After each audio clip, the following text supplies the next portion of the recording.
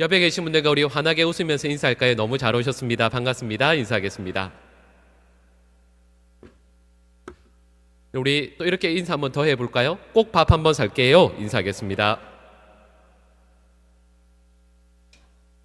날짜 잡아야죠, 그죠? 여러분, 이게 빈말만 되면 안 됩니다. 이전에 섬기던 교회에서 이제 거기에서는 명칭이 소그룹 훈련이었고요. 저희 교회로 하면 제자 훈련입니다. 이제 그 모임을 하고 나서 이제 모임을 파하고 이제 식사 자리로 가기 전에 이제 기도를 잠깐 하는 시간이 있거든요. 이제 각자 기도 제목을 쭉 돌아가면서 나누고 또 함께 기도하는 시간이 있었습니다. 근데 그 중에서 젊은 여자 집사님 한 분이 계셨어요. 그래도 모임 중에서는 조금 젊은 그 집사님께서 기도 제목을 내셨는데 그 기도 제목의 내용이 뭐였냐면 아들이 철들게 해주세요 였습니다. 여러분, 제가 목회가 몇 년인데요, 딱 보면 알죠. 여러분, 이 기도 제목의 의미가 뭐죠? 제 아들이 철들게 해주세요 라는 이 말은 뭔가를 포장한 말입니다. 그게 뭐냐 하면 제 아들이 공부를 좀 열심히 잘 하면 좋겠어요 라는 말인데, 이걸 이대로 표현하기는 약간 좀 눈치가 보이니까 살짝 말을 바꾸어서 아들이 철들게 해주세요 이렇게 기도 부탁을 하신 거죠. 그래서 저희들 함께 기도하고 나서 이제 식사로 이제 이동하려고 하는데, 옆에 있는 약간 나이가 좀 더 많으신 권사님 한 분께서 그분 손을 이렇게 팔을 딱 잡고 끌면서 뭔가를 하시는 말씀이 있었어요. 이런 혹시 느끼셨는지 모르겠지만 제가 귀가 조금 어둡습니다. 그런데 또 이런 말은 기막히게 잘 알아들어요. 그 권사님께서 집사님에게 뭐라고 말씀하시냐면, 집사님, 남자는 평생 철 안 드니까 기도 제목을 바꾸시라고. 근데 그 이야기를 기도 제목 나눌 때 못하신 이유는 남자인 제가 있기 때문이었겠죠. 근데 제가 또 그걸 또 기막히게 알아들어요. 여러분, 한번 생각해 볼까요? 이 말씀은 맞는 것 같죠, 그죠? 남자는 평생 철이 안 든다. 근데 여러분, 이 말에 대해서 어떤 분은 아유 뭐 아니지 하시는 분도 있고, 아유 그런 것 같아 하시는 분도 계실지 모르겠어요.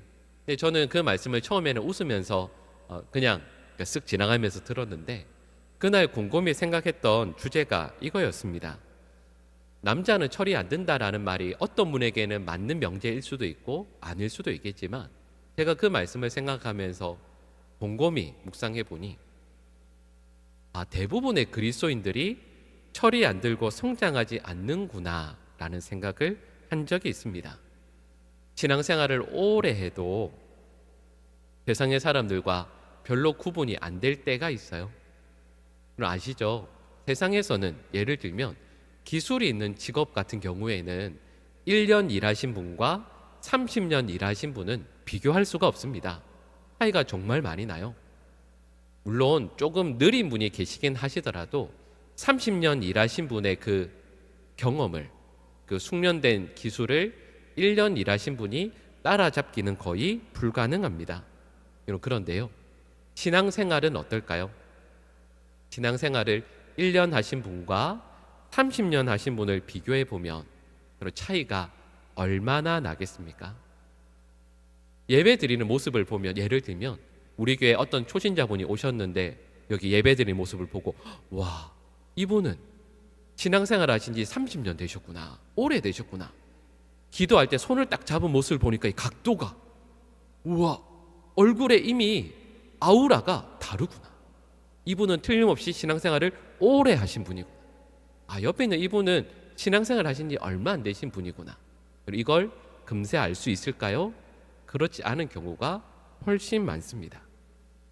저분 찬양할 때 보니까 얼굴에 빛이 나네. 신앙생활 하신 지 오래된 게 틀림없다. 그런 경우가 잘 없죠. 옆에 계신 어느 장로님을 보면서, 또 혹은 어떤 권사님을 보면서 어떤 성도가, 아유, 나는 언제 신앙생활 열심히 해서 저 장로님처럼, 저 권사님처럼 저렇게 훌륭한 신앙인이 될 수 있을까? 나는 정말 언제 따라갈 수 있을까? 이런 고민, 이런 좌절을 하는 경우도 실은 잘 없습니다. 대부분의 경우를 보면 신앙생활을 1년 하신 분과 30년 하신 분이 비슷한 경우가 참 많아요. 왜냐하면 이걸 알 수 있는 내용들이 있죠. 예를 들면 신앙생활 1년 하신 분이든 30년 하신 분이든 요때쯤 되면 화내겠구나 하는 대목이 비슷해요. 두 분 모두 요때 되면 기뻐하시겠구나 하는 것도 비슷합니다. 1년 하신 분과 30년 하신 분이 하나님 앞에 기도하는 내용도 바라고 구하는 것도 비슷한 경우가 참 많습니다. 여러분, 방금 말씀드린 내용은 이런 거죠. 저희가 신앙생활을 오래 하는데 오래 해도 별 차이가 없다라고 한다면 이게 얼마나 마음이 아픈 일입니까? 예전에 그 종교학에 대해서 책을 읽다가 이런 내용을 본 적이 있습니다. 종교학에서 말하는 불교와 기독교의 차이가 참 많이 있죠. 근데 그 중에 하나가 이겁니다. 불교는 이제 용어를 신앙생활이라고 했을 때 불교의 신앙생활에서는 순서가 어떻게 되냐면 열심히 수도를 하죠. 열심히 수행을 합니다. 열심히 수행을 하다가 어느 순간 득도를 하게 되죠. 그러니까 뼈를 깎는 수행과 수도를 하시다가 어느 날 깨달음을 얻습니다. 우주와 삼라만상의 이치를 깨닫게 되죠. 그리고 그 순간 그분은 부처가 됩니다. 여러분, 이게 불교의 가르침이라고 한다면 우리 기독교는 이와 순서가 정반대이죠. 우리는 우리는 수도하다가 득도를 하는 게 아닙니다. 우리는 가장 먼저 득도를 하죠. 그리고 그 이후에 수도를 합니다. 근데 이 내용을 우리 기독교 용어로는 뭐라고 하냐면 득도가 뭐냐 하면 바로 구원받는 칭의를 의미합니다. 근데 칭의를 받고 나서 구원을 받고 나서 그 다음에 우리는 바른 믿음의 삶을 살아가기 위한 애쓰는 삶을 살아가죠. 이걸 뭐라고 하죠? 성화라고 이야기합니다. 우리는 도를 깨닫고 나서 구원을 얻고 나서 그 자리에 멈추지 않습니다. 계속해서 그 믿음의 길을 달려나가죠. 그럼 가장 대표적인 분이 사도 바울 아니겠습니까? 사도 바울이 예수님 믿는 사람을 죽이기 위해서 다메섹으로 가는 그 길 가운데에서 예수님을 만납니다.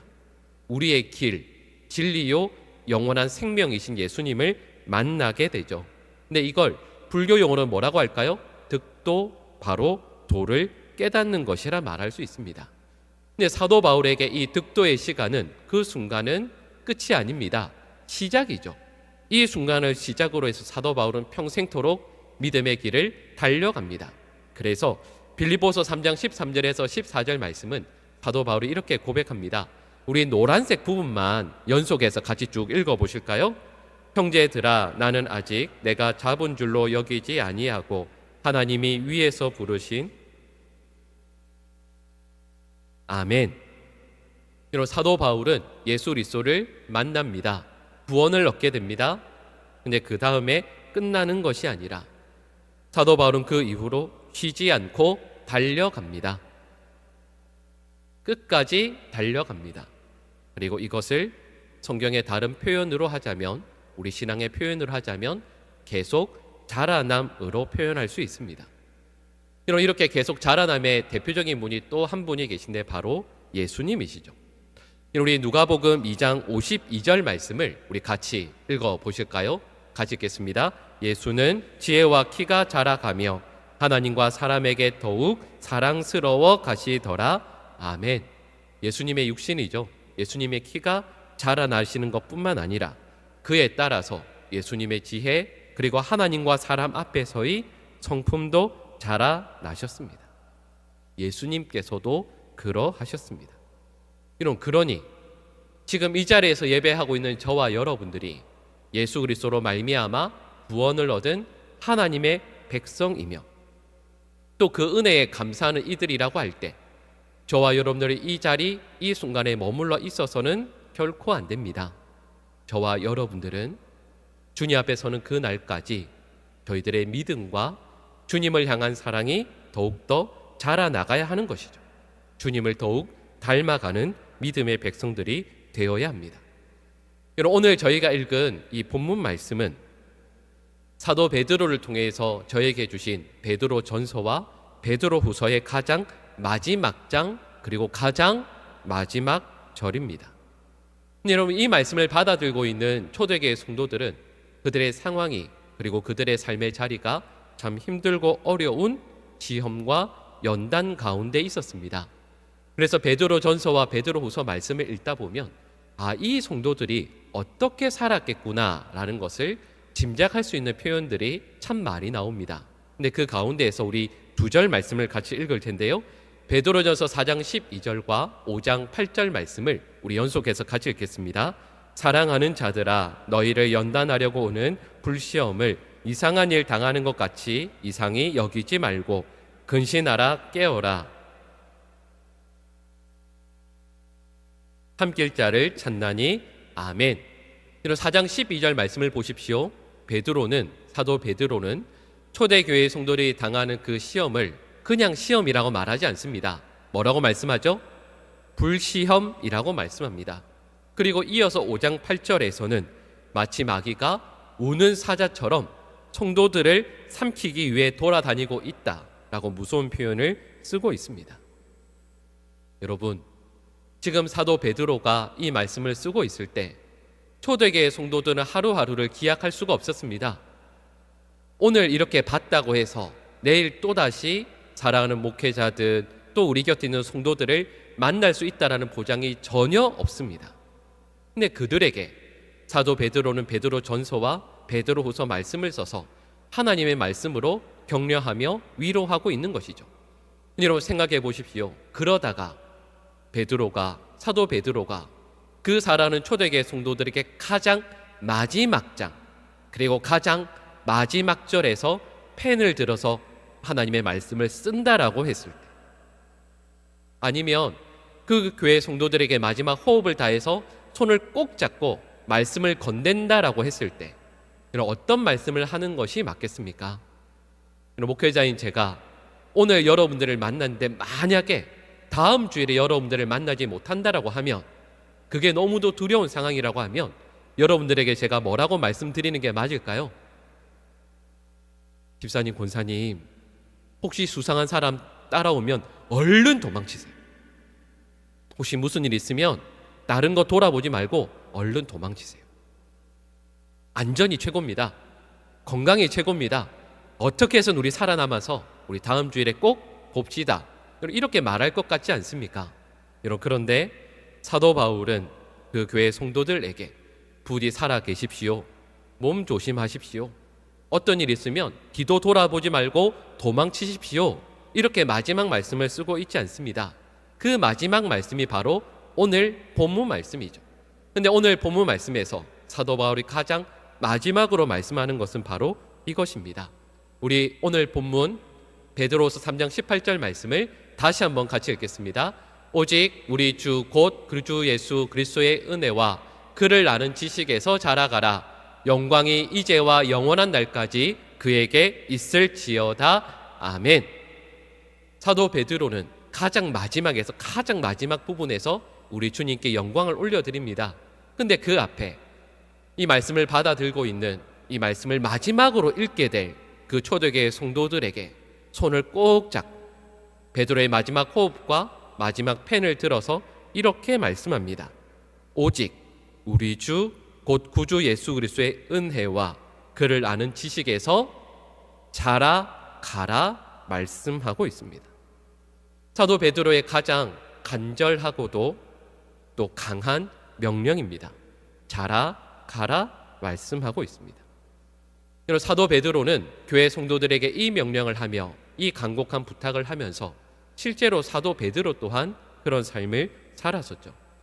여러분, 사도 베드로는 갈릴리 호숫가에서 고기를 잡는 어부였습니다. 근데 그 어느 날 밤 물고기를 한 마리도 잡지 못했던 그 실패의 새벽, 예수님께서 그에게 찾아와 주시고 그를 제자로 불러주셨습니다. 이런 베드로가 예수님의 12 제자들 가운데에서 수제자였음에도 불구하고 그는 늘 계속해서 실패하였습니다. 늘 앞장서서 나서다가 실수하고 넘어지기도 했고 예수님의 책망도 많이 받았습니다. 이뿐만 아니죠. 예수님께서 잡히시던 그날 베드로는 예수님을 무려 3번이나 부인하였습니다. 그런데 저희가 지난주까지 말씀을 통해 살펴보았던 것처럼 예수님은 베드로를 포기하지 않으셨습니다. 베드로에게 찾아와 주시고 베드로의 사랑을 3번 확인하시며 그에게 소명을 다시 허락해 주십니다. 그래서 사도행전 말씀을 읽어보면 베드로는 가장 훌륭하고 탁월한 설교자이며 복음 전도자가 됩니다. 예루살렘 교회의 지도자가 되죠. 로마에서 복음을 전하다가 십자가에 거꾸로 못 박혀 죽는 용감한 복음의 순교자가 되었습니다. 베드로는 가장 밑바닥에서 가장 높은 곳까지 자라난 성도였습니다. 그리고 베드로는 말씀드렸던 것처럼 가장 마지막으로 펜을 들어서 사랑하는 성도들에게 가장 마지막으로 부탁하는 것은 어떻게 해서든 살아남으십시오, 이런 부탁이 아니었습니다. 예수님에게까지 자라가라 부탁하고 있습니다. 베드로가 교회 성도들에게 부탁하는 2가지는 우리가 자라나야 할 것을 2가지로 말씀하고 있습니다. 그 첫 번째는 그리스도의 은혜 안에서 자라나라 말씀하고 있고, 예수님을 아는 지식에서 자라라고 말씀하고 있습니다.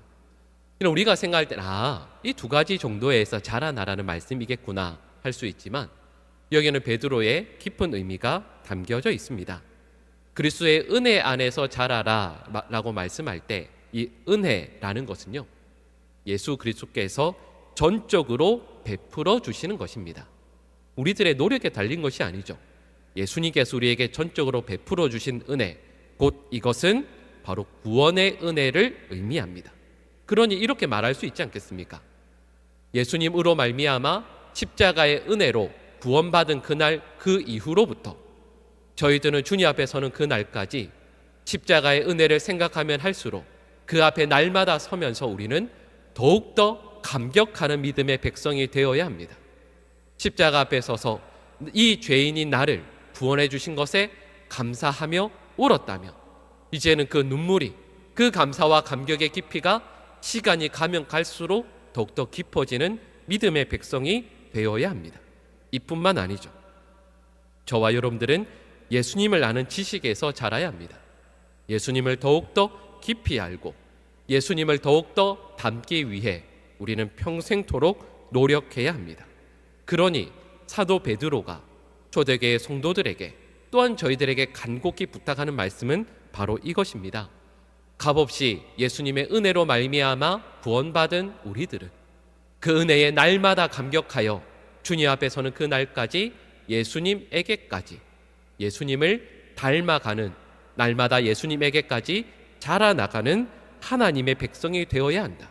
이 노력, 이 애씀을 우리는 평생토록 우리의 생명을 하루 더 이어가는 것보다 훨씬 더 소중하게 이 믿음의 길을, 이 애씀을 평생토록 해야 한다라는 것, 바로 이것이 저와 여러분들에게 주신 우리 하나님의 명령이라고 말씀하고 있는 것이죠.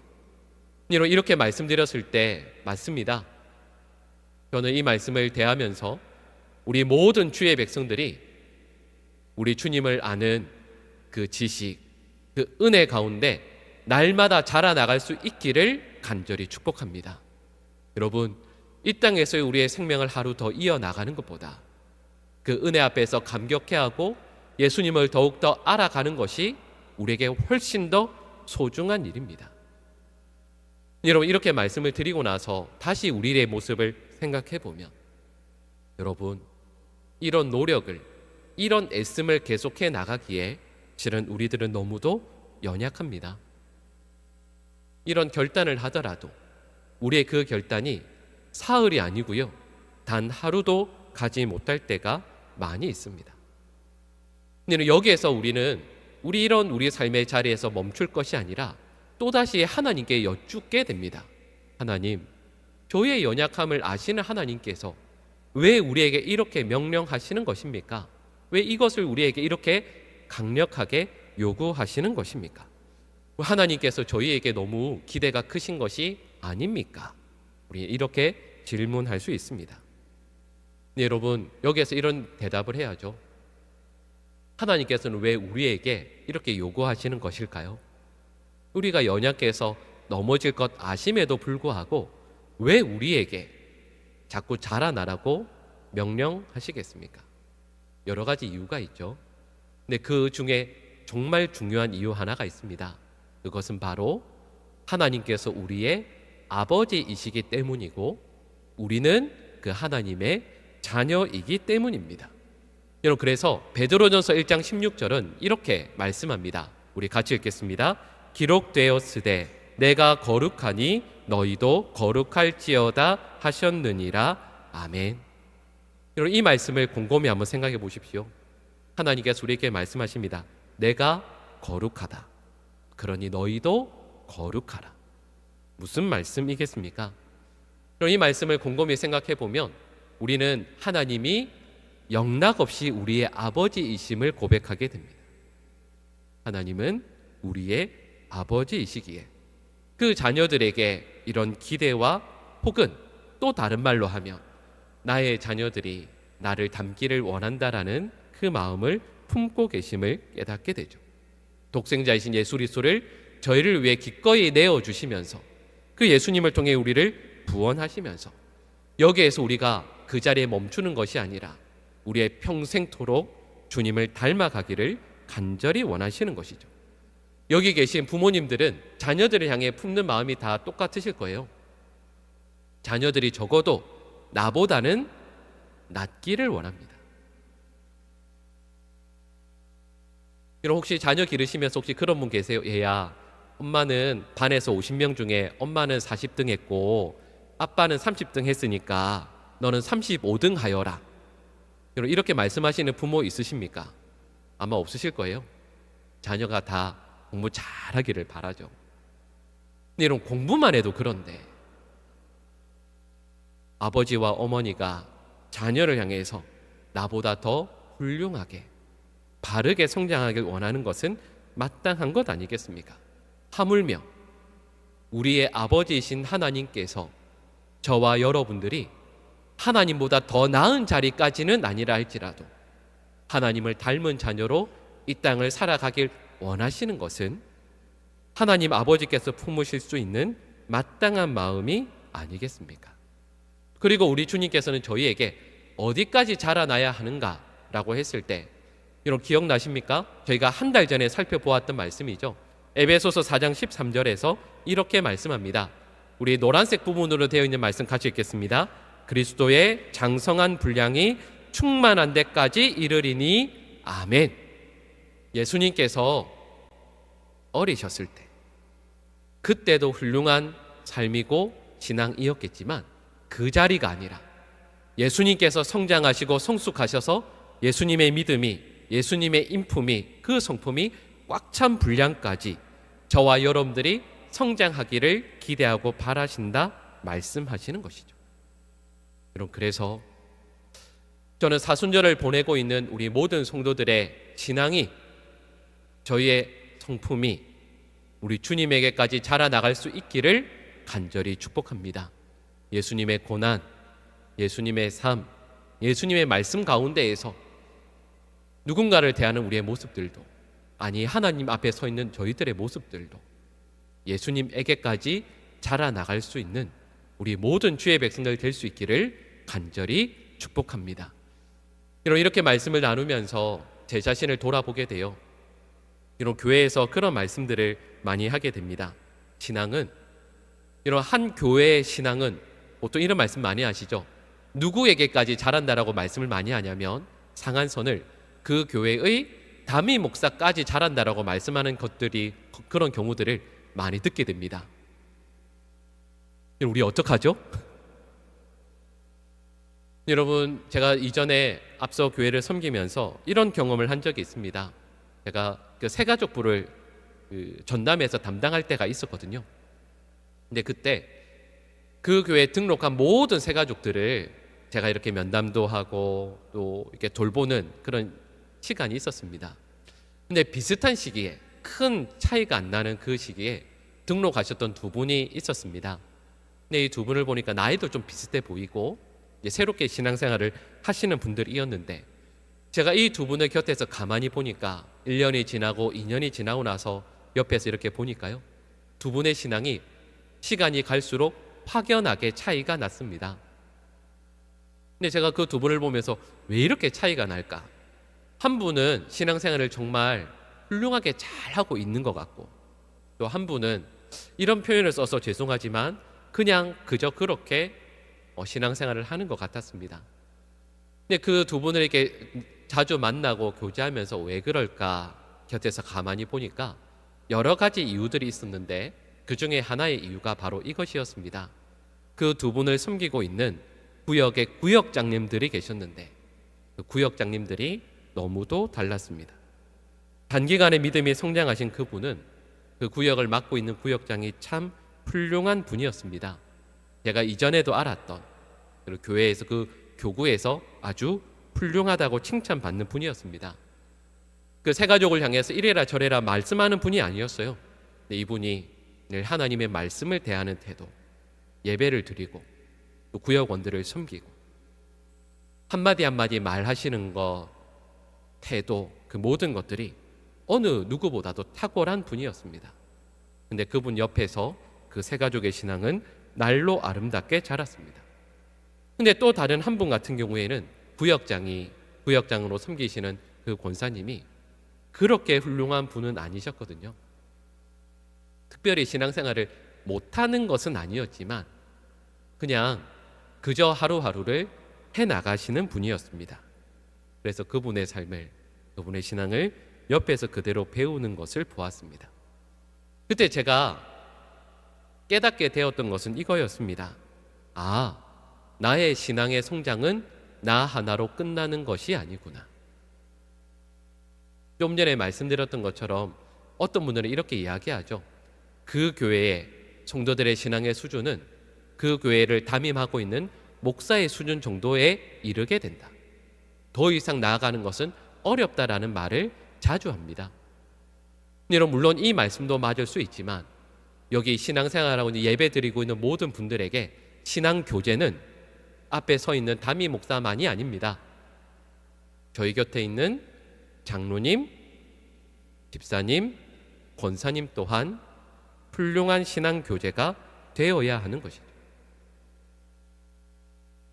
주님에게까지 자라기 위해 쓰고, 처음 말씀드렸던 것처럼 신앙생활을 1년 한 나보다 신앙생활을 20년, 40년, 50년, 아니 평생 하신 저분의 그 믿음을 내가 본받고 싶고 따라가길 원한다는 마음이 들어야 합니다. 하나님께서 저희 교회에 세우신 신앙의 훌륭한 교제들이 되어야 하는 것이죠. 이 사순절 기간을 보내면서 여러분, 저희가 사순절을 특별히 기억하고 지키는 이유가 무엇이겠습니까? 예수님께서 십자가를 향하여서 한 걸음 한 걸음 내디드시고 또 그 십자가를 지시고 고난의 길을 걸어가셨던 그 신앙, 그 삶을 부족한 저희들도 따라가기 위함이 아니겠습니까? 우리 모든 성도들에게 사도 베드로를 통하여 주신 말씀처럼 매 순간순간 나에게 베풀어 주신 구원의 은혜의 감격이 아름답게 깊어지고 풍성해지시기를 간절히 축복하고요. 우리 예수님에게까지 자라나가는, 우리 예수님을 더욱더 깊이 알아가고 알아가면 알아갈수록 예수님의 그 귀한 삶이, 그 성품이, 그 태도가 저와 여러분들의 삶에도 또한 아름답게 나타나고 구현될 수 있기를 간절히 축복합니다. 기도하겠습니다. 사랑의 하나님, 다순절을 보냅니다. 이 기간 가운데에서 십자가의 은혜와 구원의 감격을 더욱더 깊이 누리는 우리 모든 주의 백성들 되게 하여 주시옵소서. 저희들의 입술에, 저희들의 심령에 세상의 언어와 세상의 가치관이 아닌 주님을 향한 감사와 믿음의 고백이 날마다 아름답게 담겨지고 고백되게 하여 주시며, 지금의 저희 신앙의 수준에 결코 만족하지 않고 더욱더 성숙한 성도로 예수님을 닮아가는 믿음의 사람으로 성장하며 성숙할 수 있게 하여 주시옵소서. 이 모든 간구를 예수님의 이름으로 기도합니다. 아멘.